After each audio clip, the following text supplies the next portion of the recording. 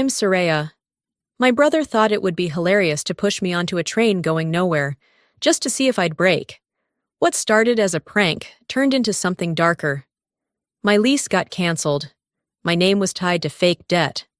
Old friends turned on me. And my own mother? She called in the middle of the night, not to help, but to guilt me into silence. They didn't just abandon me, they set me up to fall. But I didn't fall the way they hoped. I should have known better. I was sitting on the edge of my mattress, barely a bed, more like a cushion with a grudge, when the message lit up my phone.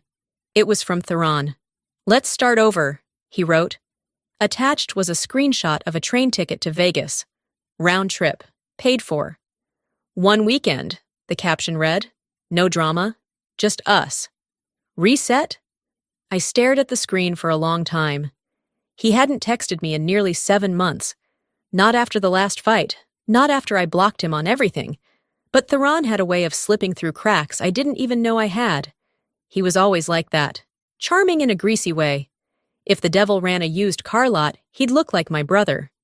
Still, the words reset and just us pulled at something old in me. Some dusty, battered hope I didn't even realize was still breathing. My stomach told me no. My heart? It just wanted a break. So I said yes. The station was packed when I got there. Dusk in Phoenix meant blinding orange skies, sagging heat, and the smell of dust and asphalt. I clutched my duffel bag like it was the last piece of me that made sense. Inside, 2 t-shirts, a change of jeans, travel-size deodorant, and that hopeful corner of me still stupid enough to believe this might be real. I waited. He was late. Of course he was. Theron didn't believe in time unless it benefited him. When he finally showed, he was all smiles and fake affection. "You clean up all right," he said, giving me that once-over look I hated. His arms were behind his back, like he had a magic trick lined up. "You're gonna love this ride," he said. "Feels like a movie or something." I didn't answer, just kept my eyes on the boarding sign. Vegas, 7:03 p.m., Gate B4. They called final boarding. He stepped in, pulled me into a hug, and just as I felt the shift in his weight, I knew. Too late. He pushed me, literally shoved me into the train as the doors hissed shut. I stumbled, landed on one knee, my duffel half flung. The train jolted forward, and I grabbed the metal bar for balance, breath caught in my throat. I spun around. He was outside, grinning like a damn fool. He waved. Then he turned and walked away. No signal, no Wi-Fi, just a phone blinking, no service, and a growing sense of dread curling in my gut. I pressed my face against the window. The platform disappeared behind us. I checked the digital map inside the train. We weren't going to Vegas. We were heading south, to Tucson. I blinked. Thought maybe I misread. I refreshed the ticket PDF on my phone. The departure time was correct. The destination wasn't. The ticket wasn't round trip. It wasn't even real.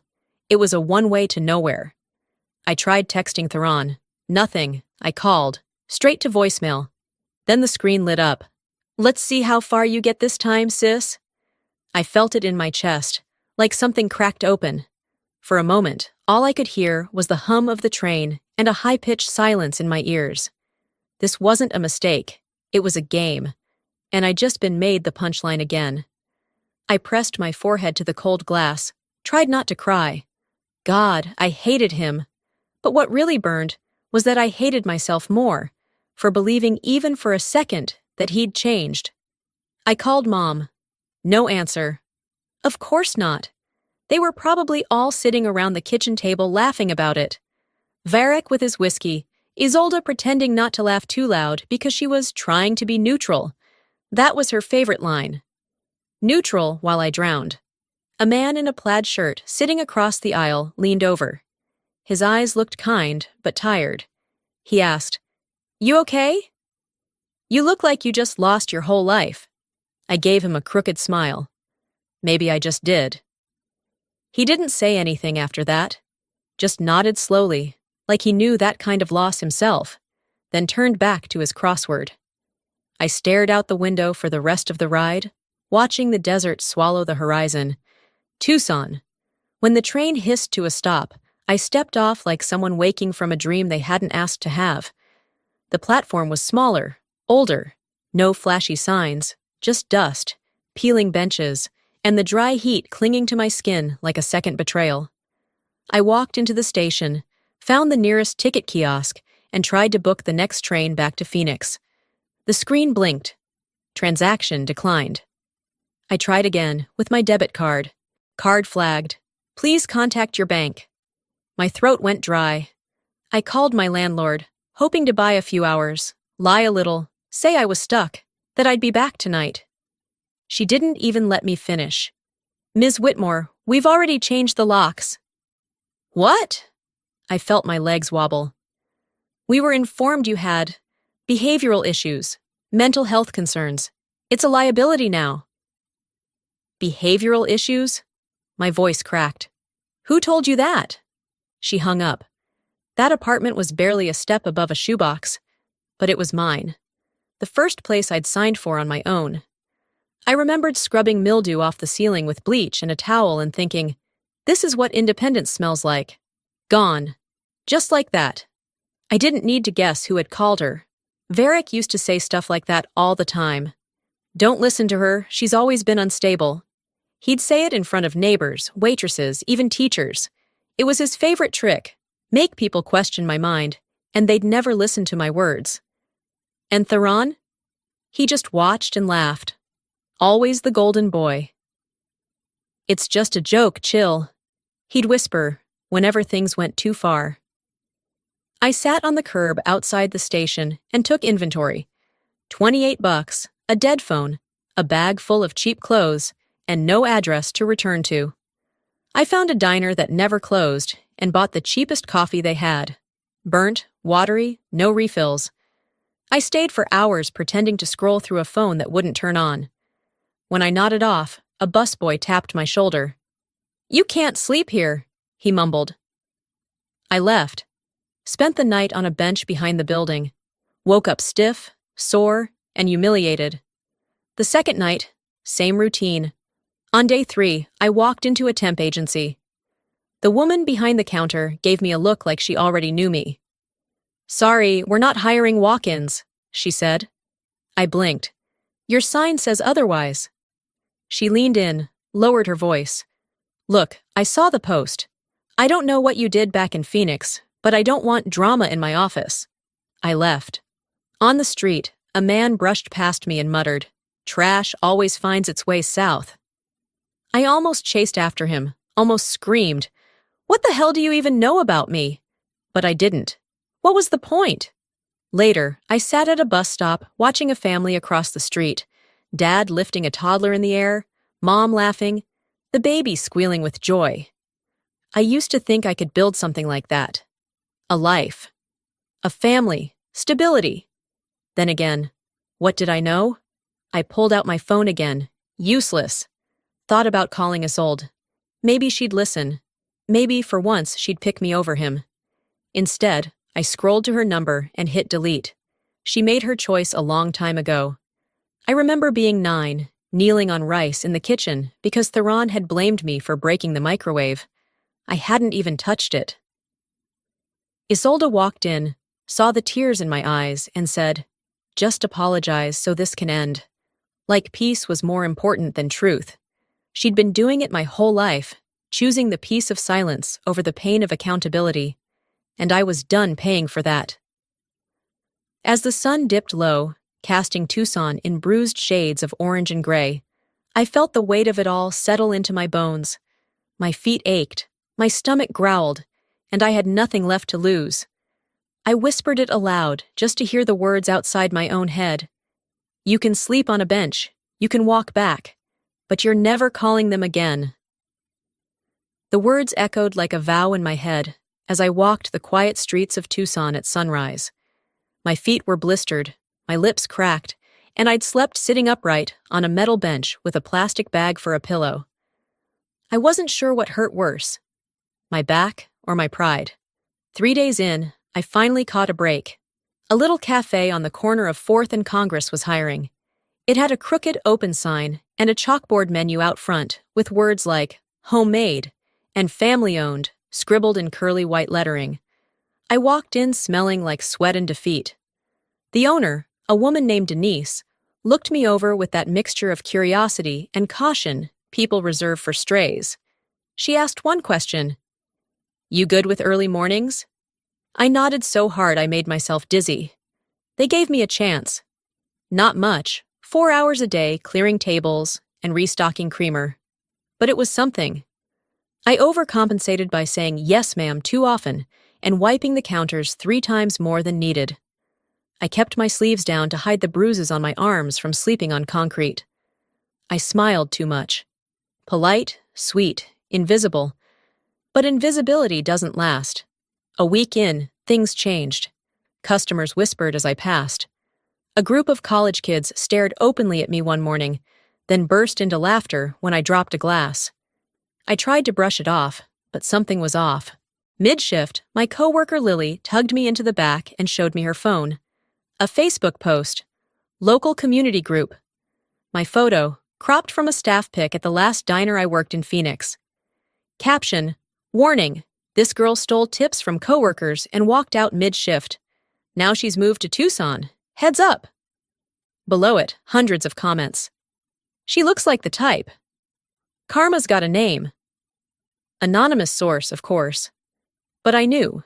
The timing, the tone, the digital fingerprints. It was Theron.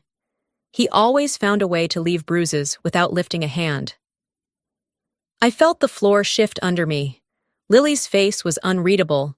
She didn't say anything. She didn't have to. Later that day, Denise pulled me aside. "Look," she said carefully, "we've been getting calls. Some folks think you bring drama." I wanted to scream, to cry, to tell her that my brother was a sociopath who thought humiliation was a hobby. But all I could say was, "It's not true." She nodded like she believed me. But when I clocked out, she avoided my eyes. The tips dried up. Customers stopped talking to me. One man, middle-aged khaki shorts, probably a dad, slipped a note onto the table I'd just cleaned. "Trash doesn't belong here." I tore it up before Denise could see. That night, I stayed late wiping the same damn table until the wood blurred beneath the cloth. I thought maybe if I kept scrubbing, I could erase myself from the narrative. My thoughts spiraled. This isn't survival. This is a slow execution in front of an audience that already thinks you're guilty. Flashback hit me like a punch. 8th grade, when Theron blamed a kid for stealing his iPod. I knew the truth. I tried to speak up. The teacher waved me off. "Don't be dramatic, Soraya." Theron winked at me as the kid cried in detention. Liars speak louder. I stayed late again the next day, hoping my effort could outshine the shadow he'd cast. But I could feel it in the way people looked through me. Then came the final gut punch. A TikTok clip. Someone had recorded me in the cafe, wiping tables in silence while customers stared. The caption, "She looks guilty AF." It had 500,000 views. A stranger from New Mexico commented, "She's a menace. I heard she scammed a vet's family." Another said, "Hope she rots." I deleted all my social media accounts, burned them to digital ash. That night, I didn't cry from anger. I cried because no one would ever care enough to ask for the truth. Sitting in the dark, knees hugged to my chest, I whispered into the empty room.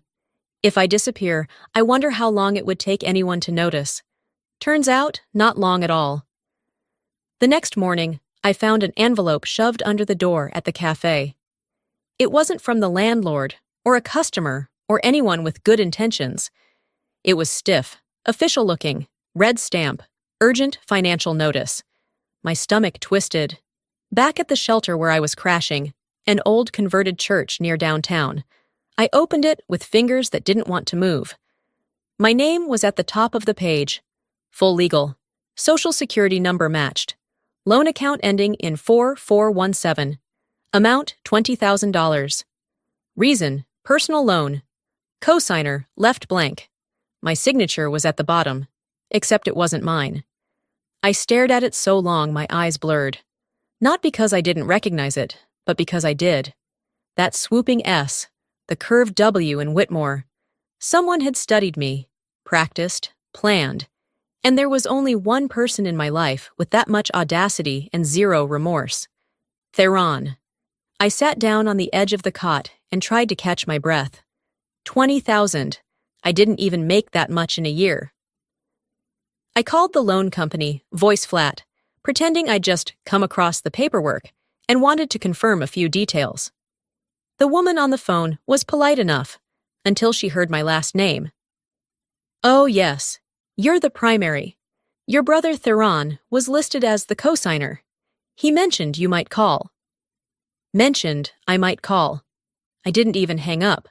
I just let the line go dead in my hand, like it could carry the weight of my rage. They never stop. It wasn't the money. It was the entitlement, the gall. The way they still thought I was some fallback plan, some stupid girl too scared to fight back. I could hear Varek's voice in my head, clear as day. That one. She's got a loud mouth, but a quiet bite. I went to the legal aid office near campus that afternoon. Fluorescent lighting, peeling posters about tenant rights. The woman behind the glass didn't even glance up when I walked in. Proving fraud in a family case is hard, she muttered. Especially if they've used your info before. You sure you want to open that door? Number. But it was already open. She handed me a form and told me not to expect miracles. I left, form in hand, heart pounding, hands shaking. Flashback slammed into me. A backyard cookout years ago. I was maybe 23. Theron spilled a drink on the grill, nearly set the deck on fire.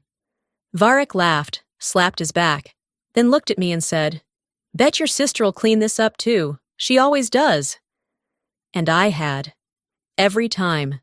Back in the shelter, I grabbed my notebook, started writing, not feelings, facts, dates, text, fake job references, sketchy charges on my old credit card. I pulled out screenshots from cloud backups, saved voicemails, every receipt I hadn't already burned. I created a spreadsheet with color-coded tabs like I was building a case file. Because I was. This wasn't just a bad family dynamic anymore. It was a blueprint for destruction. I whispered it to myself as I typed, If I can't escape them, I'll expose them. Later that night, I called Theron's burner. He didn't pick up. He never does when he knows he's guilty. So I left a message. You forged my name. That's a felony. You want war? You got it. I didn't yell. I didn't cry. I sounded like someone already planning the funeral of what used to be called family. Afterward, I walked 3 miles to my old storage unit, the one I hadn't touched since Phoenix, and changed the locks. Opened a new bank account, froze my credit. Deleted every shared connection on Venmo, LinkedIn, even my email contacts. Then I opened my journal and wrote one line across the top of the page. They won't just lose access. They'll lose me completely. I remember writing it like a promise, not a threat, not even a declaration, just a truth that had taken years to crawl into my bones. So when my phone lit up at 12:41 a.m., with a blocked number, I should have let it ring, should have tossed it across the room and rolled over. But I didn't. I answered. And there she was. Sweetheart, Isolde's voice cracked. I know what Theron did, but don't make this worse, please. Her words came slow, trembled around the edges. She sounded older than I remembered, softer. Like the mother who used to rub aloe on my sunburns, who whispered lullabies when I had night terrors, who told me, You're safe, you're safe, you're safe. But she hadn't said that in years. Now her voice was doing a different dance, not soothing, strategic. I could hear the shaking, but I couldn't tell if it was sorrow or performance. She inhaled sharply. I don't sleep, Soraya. I worry every night. Your brother, he's not like you. He's fragile. You've always been the strong one. There it was. That old story. That poisoned compliment. She cried then. I heard it. The hitch in her breath. The wet swallow. And for a second, I believed it. But then came the twist. If you go through with this, he'll break. Is that what you want? To see him shattered? You know he's not built like you. My chest burned. That was the script. That was always the script. I was the strong one. The one who held it in. The one who got good grades, stayed quiet, patched holes, while Theron set fires and got sympathy. I didn't answer. I couldn't. Because in that moment, I was 12 again. It was summer. A window had shattered in the neighbor's garage. Theron and I stood side by side in the kitchen. Varek's face was red. His belt was in his hand. "Who did it?" he barked. I opened my mouth. Theron looked at me, wide-eyed, pathetic, and shook his head like he was 5, not 10. I stepped forward. I did. Later, as I knelt on the bathroom floor, wincing with every breath, Isolde dabbed ointment on my shoulder and whispered, "You're so strong, baby. That's why I knew you'd take it." She kissed my forehead. And that was it. Strength in our family meant endurance. It meant being the shield while the sword kept swinging. Back in my tiny apartment, I walked into the bathroom and stared at myself under the yellow light. Jaw clenched, eyes swollen from sleepless nights. I didn't recognize the woman in the mirror, but I respected her. She was done. I grabbed my phone and opened a new message. To a therapist whose number I'd saved but never used. "Hi, I need help sorting out years of damage. When's your next available session?" I hit send. Then I pulled out my journal and started writing. Not about what had happened, but how it had shaped me. I wrote it like evidence, because maybe one day it would be. And somewhere on page 3, I scribbled in all caps, "If being strong means breaking for them, I choose weakness." Then I opened my email and typed out one last message to Isolde. Subject line, "No more." Body. You can love me without asking me to break for him. If you can't, then maybe you don't know what love is. I hit send. Then I blocked her number. The apartment fell into a silence so complete I could hear the hum of the fridge and the tick of the cheap wall clock. But it didn't feel empty. It felt real, like air after a storm, like truth even when it hurt. The silence feels honest, and that's something. But honesty doesn't last long when you're up against people who thrive on distortion. I woke up to my phone buzzing like it was on fire. Dozens of notifications, ping after ping, DMs, mentions, tagged photos. My stomach twisted before I even unlocked the screen. There it was. A photo of me and Theron, cropped tight, heavily filtered, edited just enough to look like something it wasn't. It was from years ago. A family barbecue, I think. He had his arm around me, but someone had softened the focus, shifted the context, and slapped on a caption designed to destroy. "Some families are closer than they should be." My breath caught in my throat. I scrolled through the comments. Gross. She always looked shady. Knew something was off about her. I stared at the screen, disbelief burning into rage. This wasn't just character assassination. This was a slow public hanging, and they were handing out rope like party favors. And then I saw her name. Demi, an old co-worker from Phoenix, the one who'd once bought me groceries when my debit card declined. She had shared the post, added her own caption. I hate to share this, but people need to know the truth. I called her. Straight to voicemail. I texted, "Demi, please tell me this isn't real." Nothing. The air felt thick. I could barely breathe. I knew what this was. She'd been paid off. Or scared off. Either way, she wasn't standing by me. That afternoon, I showed up to work at the cafe like everything was normal, but it wasn't. People stared. A couple got up and left the moment I brought them menus. Denise, my manager, pulled me into the back. "I don't want to believe any of it," she said gently. "But the posts are getting attention. If this keeps going, corporate might step in. I need to protect the cafe." I nodded. I understood. But it still stung. That night, I didn't cry. I printed. Every screenshot, every lie, every time-stamped message. I dug into my cloud backups, my photo archives, even old voicemail transcriptions. I created a file, labeled it Contingency Plan. I sealed it in an envelope and handed it to Denise before I left. If anything happens to me, I said quietly, open this. She didn't ask what was inside. She just nodded, eyes full of something like pity. On the walk home, I stopped at a corner store and used the public Wi-Fi to create a new Instagram account. No name, no bio, just a blank slate and one post, a photo of my journal. Caption: You think silence means guilt. I've been silent because I was surviving. But you want noise? I've got plenty. I didn't name names, but I didn't have to. I listed dates, blurred receipts, vague references to loans and forged signatures. Enough to make people pause.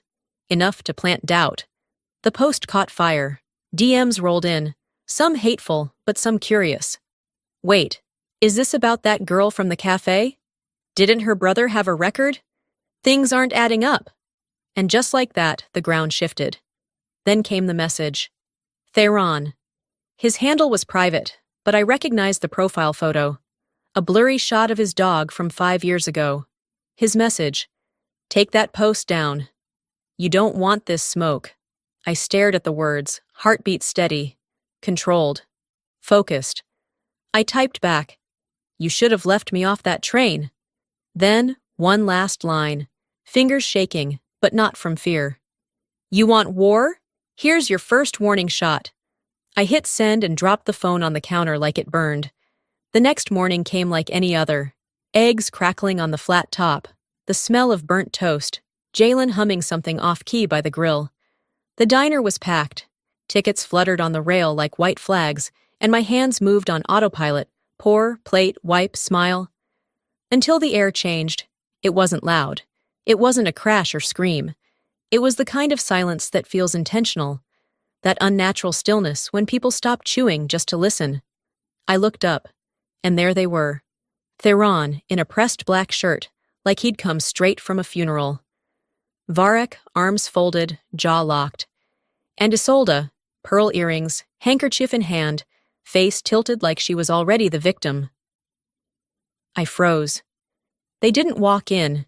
They marched, slow and calculated, like it was a stage, and they were here to deliver a performance. Theron stepped up to the counter and slapped down a folder. This, he said loudly, is what betrayal looks like. Varek opened the folder and slid it across. A thick, notarized contract. A $50,000 debt. My name at the top. She owes this, he said, voice like gravel. And she thinks she can just run away. I didn't move. Customers turned their heads. Some held phones just low enough to record. Others whispered. Theron kept going. She's the reason this family's falling apart. We've protected her for years, and this is how she repays us. Isolde dabbed at her eyes like a stage actress trying to win an award. We're not angry, she said, voice quivering. We just want closure. I saw a woman in the corner booth mouth the words, "What is going on?" to her husband. I looked at the contract, untouched. Then I looked at them. And I laughed. Not loud. Just a small, tired sound that rose in my throat before I could stop it. I picked up the folder and turned it around. Back to them. I'm not signing anything, I said. I stepped out from behind the counter, wiped my hands on my apron, and scanned the room. I know what this looks like, and I know some of you already have opinions. I paused. But closure doesn't look like a debt. It looks like accountability. I walked toward Jalen and stood beside him, shoulder to shoulder. Closure means you stop showing up at someone's job to humiliate them. Closure means you stop stealing and calling it family. Closure means you leave people alone when they finally leave you. Varek's jaw twitched. Theron hissed, "This isn't over." I just looked at him. It is for me. They left with the same theatrical slowness, but this time no one clapped. No one stood. The diner stayed quiet until the bell on the door stopped ringing. Jalen didn't say a word. He just handed me a mug of coffee and bumped my shoulder with his. That night, I found a note taped to his windshield. She's toxic.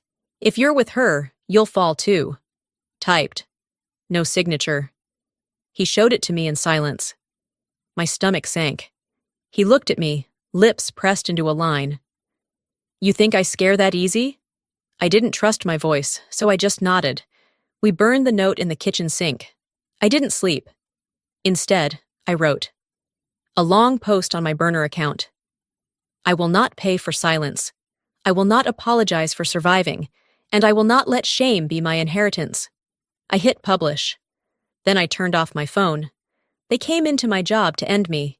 Instead, they just told everyone who they really are. 3 days later, I opened my mailbox to find a thick white envelope, hand-delivered. No return address, no stamp. Just my full name printed in sharp black ink like a slap across the face. Inside, a summons. They were suing me. Defamation. 46 pages. Screenshots of my posts. Paragraphs pulled from my burner account. Even a blurry image of my journal from the photo I'd posted. They'd printed it all and handed it to a judge like it was gospel. The envelope trembled in my hand, but I didn't. Instead, I made a call. The legal aid office didn't remember me at first. But when I mentioned my name again, the receptionist's voice shifted, like she was bracing for something bigger than paperwork. An hour later, I was sitting across from a lawyer named Rita. She had short gray hair, square glasses, and eyes that didn't blink often. "They want you scared enough to back down," she said, flipping through the documents. "They want you quiet." I leaned forward, pulled out my own folder. "I brought something too." Her eyebrows raised. I slid it across the table. Loan documents, forged leases, text message threats, screenshots of everything from the fake Facebook posts to the wire transfer receipts I'd traced back to Theron. She turned one page, then another, then another. Finally, she sat back in her chair and exhaled slowly. "This won't just be a defense," she said. "This'll be a counterattack." By the end of the day, we'd filed our own suit. Identity theft, emotional distress, and harassment. 2 days later, I noticed the gray sedan. It was parked across from the diner when I opened, still there when I locked up. No plates visible from the front. No movement. The first time, I thought it might be coincidence. The second time, I knew better. That week, I started hearing footsteps when I walked home. Always at a distance, never close, never fast. Just enough to raise goosebumps. I reported it to the police. They said, "Unless there's contact, there's nothing we can do." So I bought pepper spray. And a whistle. And told Jalen everything. He didn't try to talk me out of anything. He just nodded. I checked my voicemail that night. 6 missed calls, all blocked. One message made it through. Distorted voice. Male. Low and glitchy, like it was run through a filter. "If you keep pushing this, your past's gonna look like the pretty version." I stared at the phone in my hand like it had teeth. I saved the message, emailed it to Rita, and then deleted it from my phone. I didn't want to hear it again. I whispered, "You're not scaring me. You're confirming everything." The next morning, I stood outside the Phoenix courthouse under a sky that couldn't decide whether it wanted to rain or burn. But the rain won. Rare in this city, cleansing. Jalen held the umbrella between us, his hand steady above my head. He looked down at me, eyes searching mine. "You ready to walk in?" I nodded. "Oh, I've been walking into storms my whole life. Let's go." The courtroom didn't smell like justice. It smelled like old paper and disinfectant, like nerves hiding behind cheap perfume and worn-out suits. But it was quiet. The kind of quiet that means everything is being recorded and nothing can be taken back. When the verdict came, I didn't cry. Identity fraud confirmed. Harassment substantiated. My counterclaim settled privately. The defamation suit dropped. Varek never showed. Isolde didn't send a single email. Theron sat through one day, jaw clenched like he was trying to chew through shame, then never came back. They just disappeared. No apology, no confrontation, just absence. And for the first time, I didn't chase answers. Weeks passed. The tension I'd carried for years, that coiled wire of always bracing, always flinching, It began to loosen, not vanish, but soften, like muscle finally unclenching. Then one day, while I was clearing dishes at the diner, Delza slid an envelope across the counter. She didn't say anything, just nodded at it and went back to the coffee machine. Inside was a lease agreement, the corner cafe space next door. Empty for months. Too much work, too much rent. Until now. Her handwriting at the bottom. You've outgrown surviving. It's time you started living. I sat with that sentence all night, hands flat on the paper, like it might vanish if I blinked too long. 2 months later, it was mine. The place smelled like drywall and dust at first, like abandonment. But we scrubbed it down, painted over the sadness, hung thrifted light fixtures, and strung up desert succulents. I printed a menu myself on cardstock that curled slightly in the Arizona heat. Brunch was simple: avocado toast, chorizo hash, iced lavender tea. But people came, not out of pity, not out of curiosity. They came because the food was real, because I was. Sometimes I'd catch a customer wiping their mouth and looking around like they weren't just eating. They were breathing easier. That meant something. The sign above the door? Soraya's. Just that. Late one night after closing, I opened my laptop. Just once. Theron's account. Inactive. Isolde's? Still there. Photos of Thanksgiving tablescapes, perfectly frosted birthday cakes, captions like, "Cherish your children, they're your legacy," but never a single photo of me, not one. I closed the tab, didn't sigh, didn't ache, just moved on. If erasing me helps them sleep, fine. I'm not living to be remembered by people who never saw me to begin with. I locked the cafe and found Jalen on the back steps, his apron slung over his shoulder, shirt damp from dishwater and heat. He handed me a glass bottle of Mexican cola, sat beside me. The desert sky blinked with airplane lights and stars trying to outshine them. After a while, he asked quietly, "Would you ever talk to them again?" I didn't answer right away. I looked out at the empty street. "I think forgiveness isn't required for freedom," I said finally, "and I'm finally free." He nodded, resting his head against the wall beside mine. We sat in the hush of a life that was finally our own. I tilted my face up to the sky, breathing in the dusty air, the sound of traffic 2 streets away, the buzz of a neon sign across the block. "They tried to burn me down," I whispered, "but I used the fire to build something better." Before we wrap this story, I want to leave you with something real. Maybe you've never been pushed onto a literal train and left to figure it out alone. But maybe, just maybe, you know what it feels like to be pushed emotionally, abandoned, betrayed, expected to keep carrying everyone else's weight while they walk away clean. That was my story. And what I've learned is this: family isn't who shares your last name. It's who shows up, who respects your boundaries, who roots for your healing even when it's inconvenient. Survival isn't the end game. Peace is. Ownership of your life is. Your freedom is. Forgiveness is optional. Growth is not. So let me ask you something. Have you ever had to cut ties with someone you once believed you couldn't live without? Did you rebuild from ashes, or are you still sitting in the smoke, wondering when it's okay to finally breathe? I'd love to hear from you. Seriously.